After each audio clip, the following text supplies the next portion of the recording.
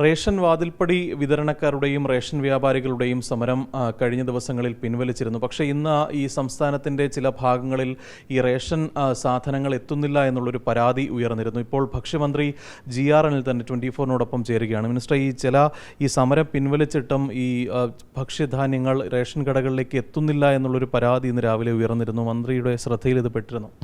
അതെ, ശ്രദ്ധയിൽപ്പെട്ടു. 24-ൻ്റെ വാർത്തയും ഞാൻ കാണുകയുണ്ടായി. നമുക്ക് പാലക്കാട് ടൗണിലും അതുപോലെ കോഴിക്കോട് ടൗണിലും അതുപോലെ ആലപ്പുഴ ജില്ലയിലെ കാർത്തികപ്പള്ളി താലൂക്കിലും ഇങ്ങനെ 3 കേന്ദ്രങ്ങളിലാണ് ഇത്തരം വിഷയങ്ങൾ ഉണ്ടായിട്ടുള്ളത്.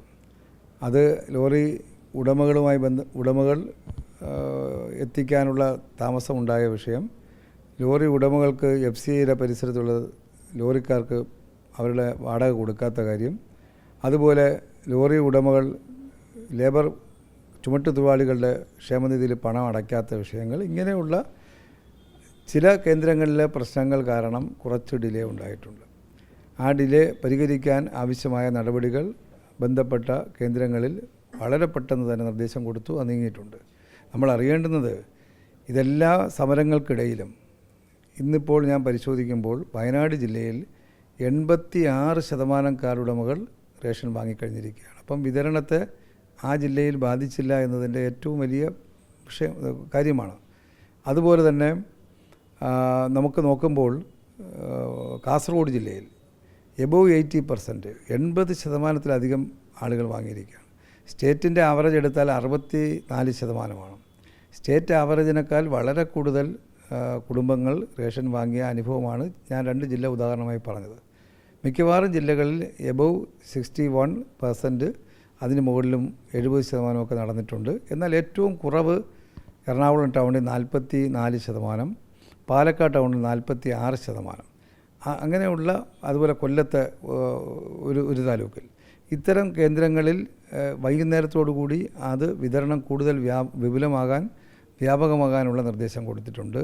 റേഷൻ കാർഡ് ഉടമകൾ ഈ സമരം 2 ദിവസത്തെ സ്വാഭാവികമായിട്ടും ചില പ്രയാസങ്ങൾ ഉണ്ടാക്കിയിട്ടുണ്ടല്ലോ. അതുപോലെ തന്നെ നേരത്തെ 25 ദിവസ സമരമാണല്ലോ.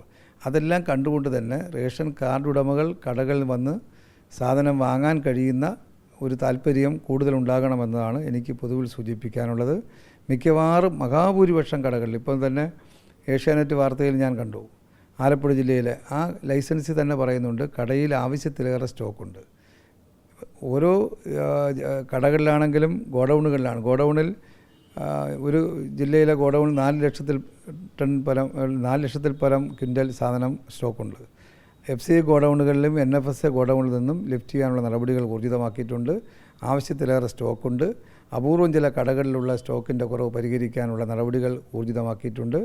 ആ നിലയിൽ ഇന്ന് വൈകുന്നേരത്തോടു കൂടി വിതരണത്തിൻ്റെ കാര്യത്തിൽ കൂടുതൽ ഊർജിതമായി മാറുന്ന ചിത്രം നമുക്ക് കാണാൻ കഴിയും. ഈ വാതിൽപ്പടി വിതരണക്കാരുടെ പ്രധാനപ്പെട്ട ആവശ്യങ്ങൾ ഈ കുടിശ്ശികയായിരുന്നല്ലോ. അപ്പോൾ ഇവർക്ക് ഇനിയും ഈ കുടിശ്ശിക നൽകാനുണ്ട്. കാരണം കുടിശ്ശിക കിട്ടാനുണ്ട് എന്ന് ഒരു വിഭാഗം പറയുന്നുണ്ട്. അതെ, കുടിശ്ശിക ഉണ്ടെന്നല്ലോ.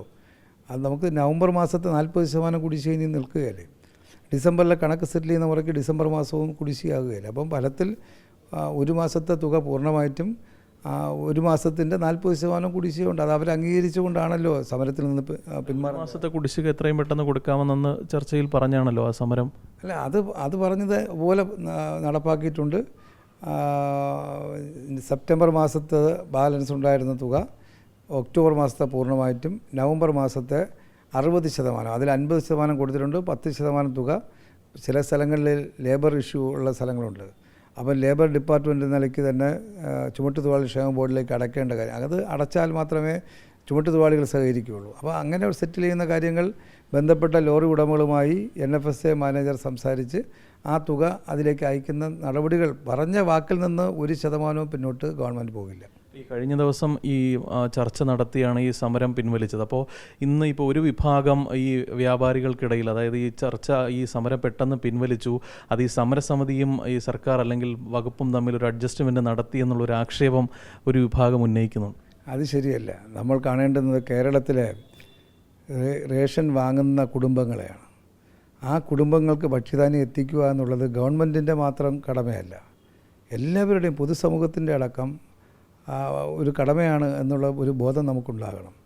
അതിൽ റേഷൻ വ്യാപാരികൾ, അതുപോലെ ലോറി ഉടമകൾ അവരുടെ ആവശ്യങ്ങൾ, ന്യായമായിട്ടുള്ള ആവശ്യങ്ങൾ ഉന്നയിച്ചുകൊണ്ടാണ് സമരത്തിൽ ഏർപ്പെട്ടത്. ഞാൻ ഇന്നലെയും പറഞ്ഞു, ആ സമരക്കാരെ വേദനിക്കുന്ന ഒരു വാക്ക് പോലും മന്ത്രി എന്ന നിലയിൽ, വകുപ്പ് എന്ന നിലയിൽ പറയില്ല. അവർ നന്നായി സഹകരിച്ചു. അവർ സഹകരിക്കേണ്ട ആ കടമ, ബാധ്യത ഉൾക്കൊണ്ടുകൊണ്ടാണ്. അവർക്കും സമരം അനന്തമായി നീണ്ടുപോകണമെന്ന് ആഗ്രഹം ഉണ്ടായിട്ടല്ലല്ലോ.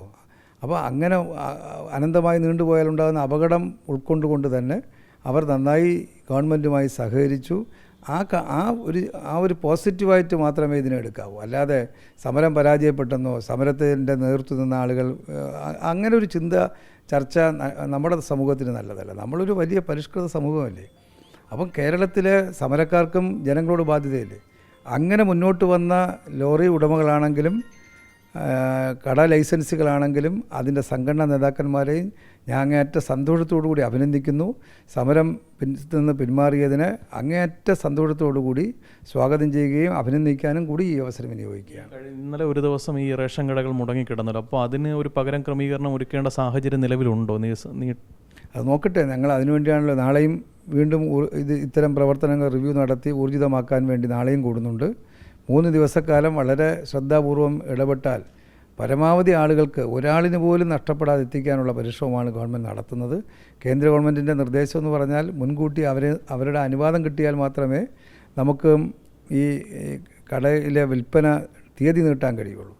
അപ്പോൾ അതെല്ലാം ചില സാങ്കേതിക പ്രശ്നങ്ങളാണ്.